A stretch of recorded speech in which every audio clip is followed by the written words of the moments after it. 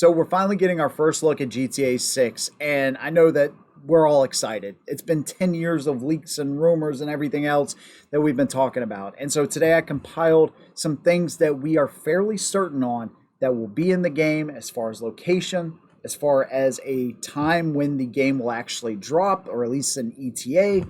And then also something interesting that they may be pulling out of GTA that is kind of a part of this game's identity as a whole. That's pretty interesting as well.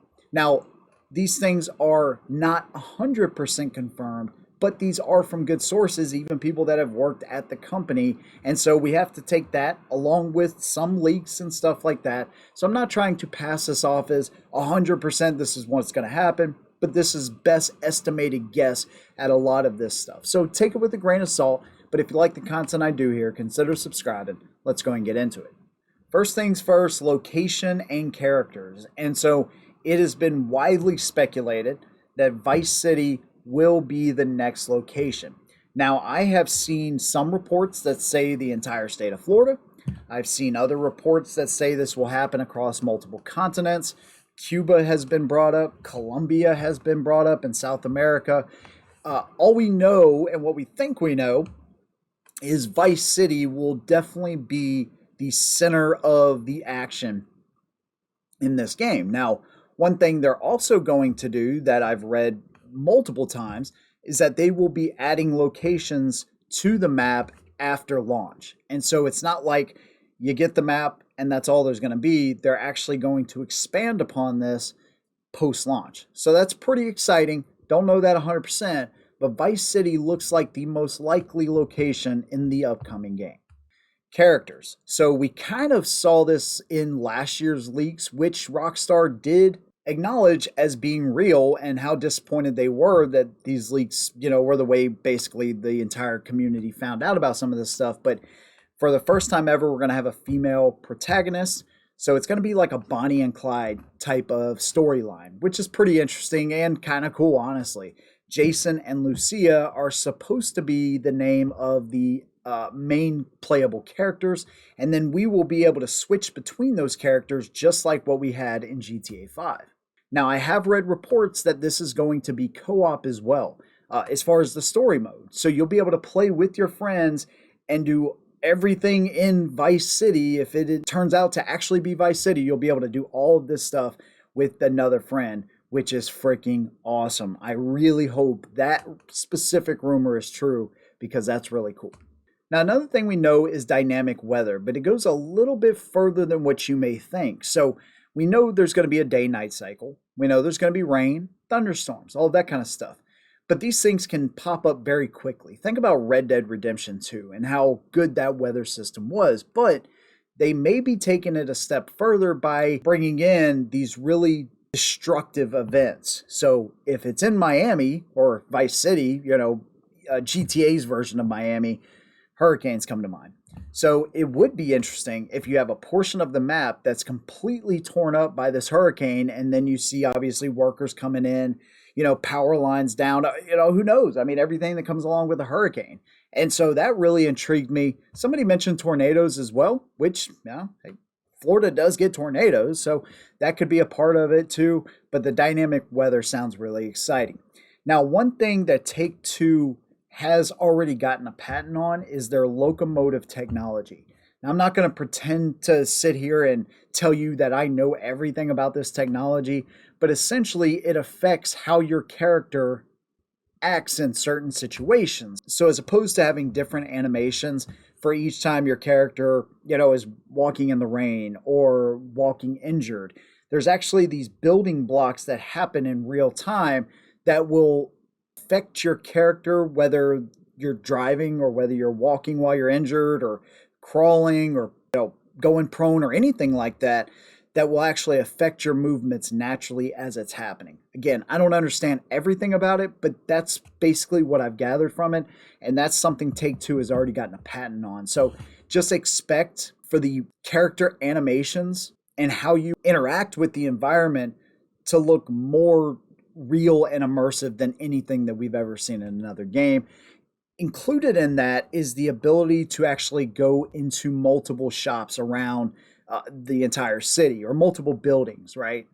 So from strip clubs to barbershops to, anywhere essentially. I mean, in one of the leaked trailers, we saw Jason and Lucia actually robbing a bank. So who knows, man? A lot of this stuff will be open for us to explore just like a real world.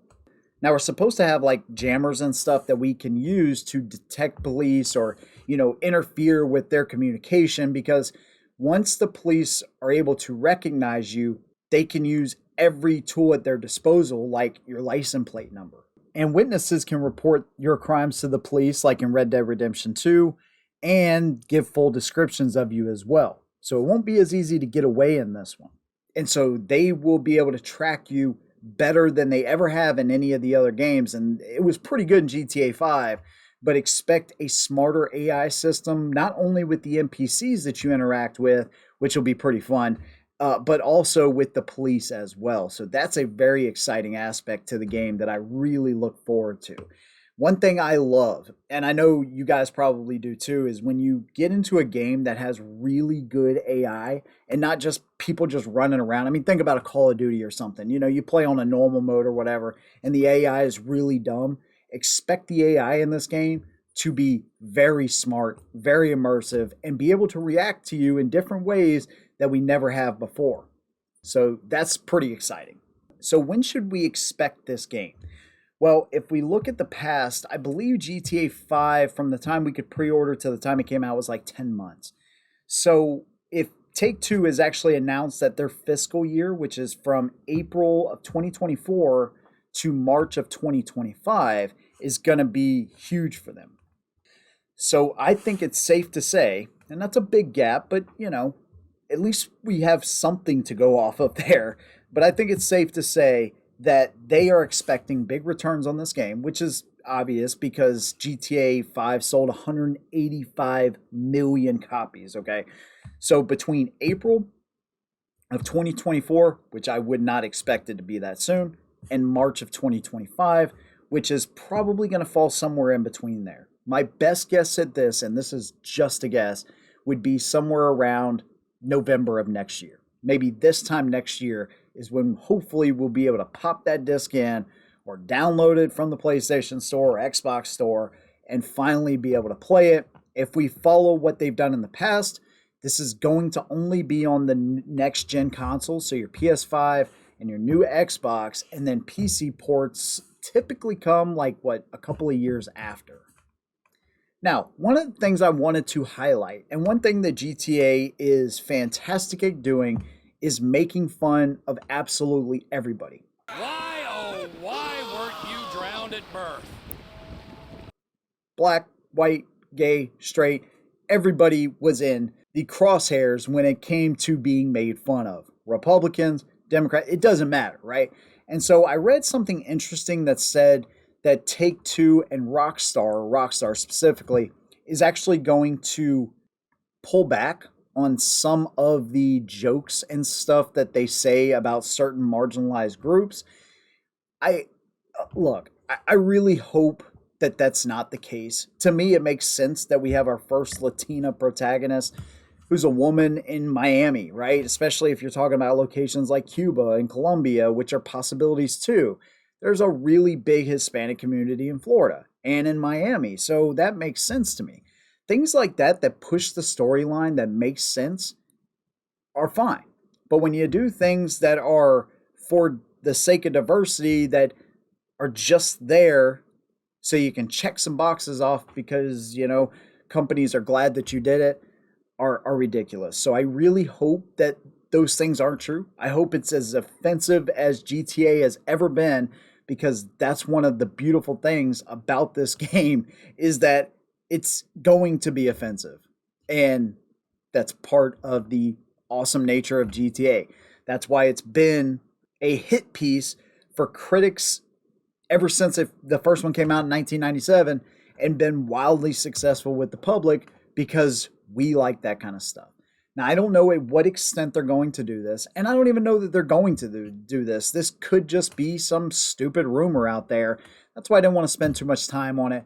But like I said, I hope GTA 6 is as offensive to every single body, no matter who you are, what you look like, I hope all of that offensive nature and content is in the game because that's one of the beautiful parts about GTA.